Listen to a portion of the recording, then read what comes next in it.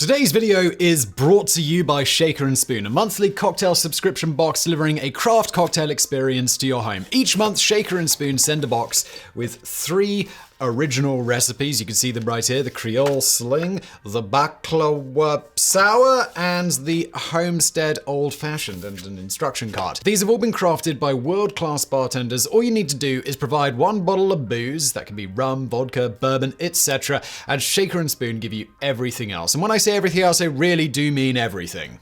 Syrups, bitters, aromatics, garnishes, picks, everything you need to make a unique quality cocktail, all from the comfort of your own home. You can see some items here. There's sort of syrups right here. There's also larger items. This is cold brew coffee for one of those. Then all of these little crazy ones that you never want a full bottle of, because this is small batch black pepper bitters. That's a very unique item. You don't need like half a litre of it, you need just a little bit. And that's what Shaker & Spoon do. Also, they even include the cherries for your cocktails. So if you think you'd enjoy some complex drinks with very simple, easy to follow instructions, or you know someone in your life who would enjoy this, you need to try Shaker & Spoon. Right now, you guys can get $20 off the cost of 1 box by going to shakerandspoon.com/brainfood. Again, shakerandspoon.com/brainfood for $20 off the cost of 1 box. It's one of my favorite sponsors. I love cocktails. I love Shaker & Spoon. Give them a go. There's a link below. And now, today's video. Inheritance is rarely as fun as films and books would have you believe. Instead of a previously unknown great aunt who just happens to deem you the sole heir to a surprisingly large fortune, it usually comes with the death of a close relative and, more often than not, strife among the surviving parties. The age-old motive for murder trope aside, if you do have a tidy sum of money and several potential heirs, they are likely to either begrudge each other part of your fortune, finding arbitrary factors to determine who deserves more than the other. If your family is hideous to begin with, leaving your money to an unsuspecting and unrelated caretaker may be your best option, but no one can say that that's going to be a smooth ride either. Even if the matter is clear and children and grandchildren are beloved, it isn't just as easy as reading the will.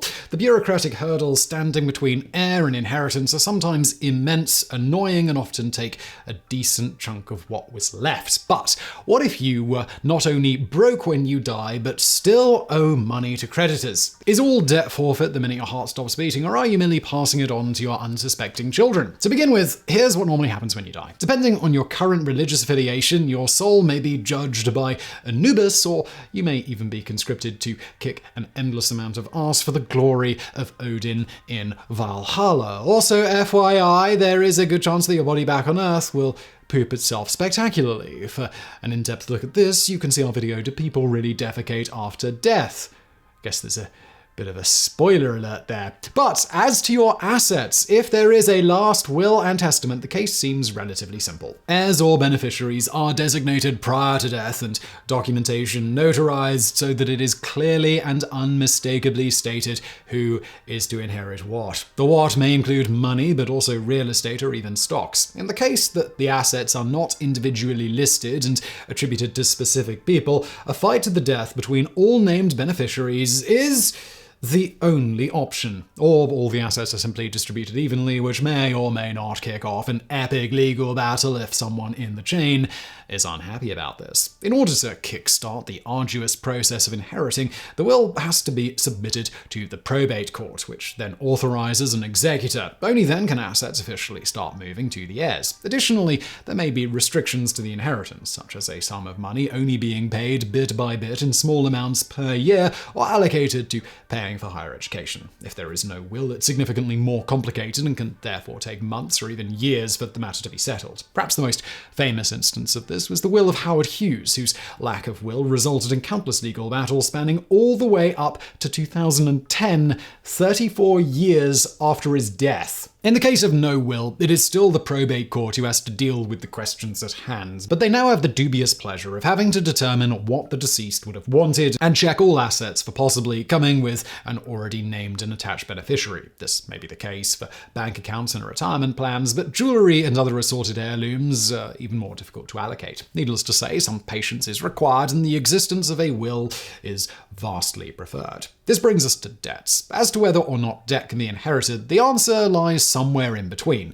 In the vast majority of cases, no, in modern times at least, your children will not have to pay off your bills for the rest of their days, cursing your existence between the 3 jobs it takes to both take care of their families and to make enough money to satisfy your creditors. But the debt also doesn't suddenly disappear entirely. First, one needs to distinguish between a secured and an unsecured debt. A secured debt means that certain assets are put forth upright to balance the loan taken. For example, a piece of land may be set as security for a newly acquired house. If the debtor dies before the loan is paid off, the aforementioned asset, the land, is seized and taken to settle the debt. An unsecured debt is one accrued without anything in particular given as a security asset. In this case, what happens is that your estates are used to pay off your debt. That means that if you own any sort of property, be it a house, farmland, or just a neat assortment of IKEA furniture, your creditors can now feel free to cash in on as much of that as equals the sum of your debt. Now, depending on just how much the antique stamp collection is worth, the actual total of your debt may be paid off with some to spare for your spouse and children. Should the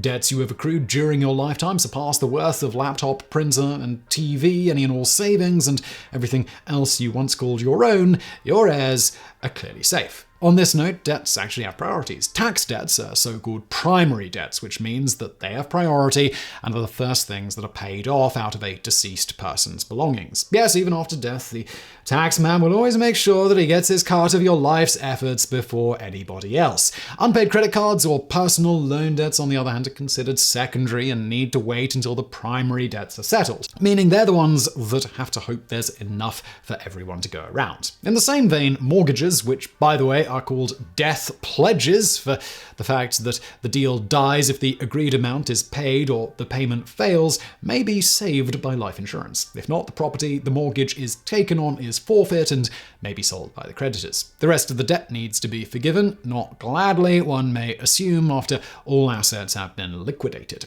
But is it impossible to pass on debt? To begin with, if you really, really want to, or merely wish for your estates to remain untouched and inheritable, there is a potential way. And yes, at first glance, this may seem like the perfect revenge to screw over those ungrateful brats who never visited unless they wanted something, or the spouse who's been cheating on you for the past 30 years and no doubt had a hand in your death. In your will, you may name a person further responsible for your debt. If this was put into writing and notarized during your lifetime, there is no escape for that person. Creditors can sue them for the rest of your debt. And at this point, you might think, well, I'm going to name an old rival as heir for that debt. Maybe it's the boss who's always treated you terribly, or maybe it's some super rich person who your measly debts will just seem like a singular fruit fly to. Unfortunately, for those who want their first act in death to be to screw someone over, it doesn't quite work like that. Yes, the person to accept the debt may be named in the will, but you also need that person's written and notarized agreement that they will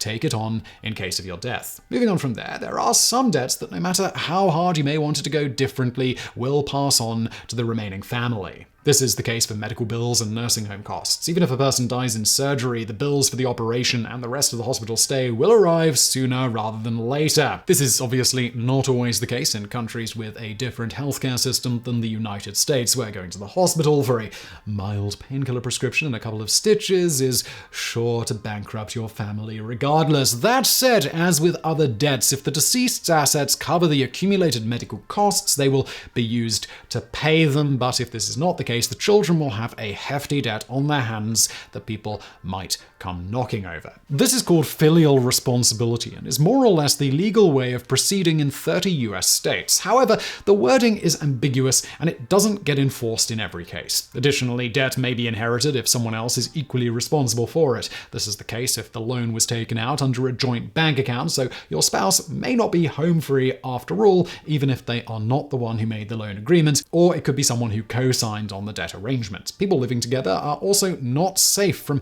needing to pay off any rent arrears, nor do the persons in question get out of a shared bill. And what about the usually not so insignificant costs of the funeral? In short, no one is obliged to pay for a funeral, but the next of kin is allowed to use the deceased person's property before anyone else if there are funeral costs. Now, all of this comes with the caveat of only applying to the US and the UK. In other countries, the law will vary quite a lot. Here's a fun example from Poland. Zuzia, an 11-year-old girl, made headlines and opened room for talk about the controversy about the proceedings in the case of inherited debt. After her father's death, the death of 1 million zloty, which equates to about 235,000 euros or $270,000, and was taken out as a loan to expand his construction supplies warehouse, passed to her and was enforced by the bailiff of a debt collection agency, who we hope at least didn't stoop to directly saying to her, "Give me your lunch money, kid." Lawyer Tomasz Parol from Angeli Lustitia Foundation said on the topic, "When debt collection agencies around the world acquire claims, they must verify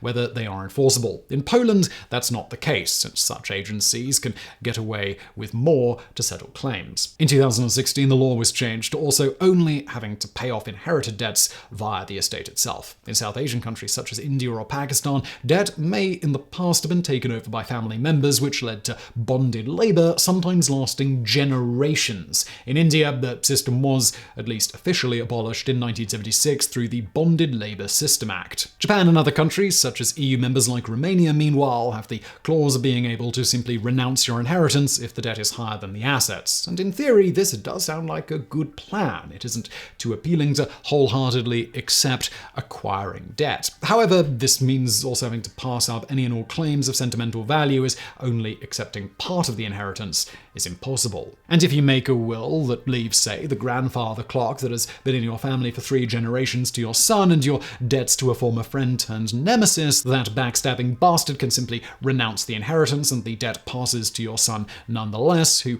then once more stands before the problem of either inheriting debt and assets alike or declining all of it. Finally, if you ever wondered how ancient civilizations dealt with this matter, well, especially in wealthy societies where much wealth but also much debt could be accumulated, its inheritance was important. If we take Rome as an example, normally the inheritors could choose if they accept the inheritance. This included debts and everything. It is known, for example, that the Emperor Hadrian relieved a person who had accepted an inheritance and afterwards discovered that it was encumbered with a heavy debt. Later this was codified so that no misunderstandings occurred, leading to the legislation of Justinian. This legal code freed the heirs who accepted a hereditas from all the debts and obligations beyond what the property would satisfy, provided he made an inventarium of the property in a certain form and within a given time to report all assets. If this reminds you of the American system, well, that's no accident.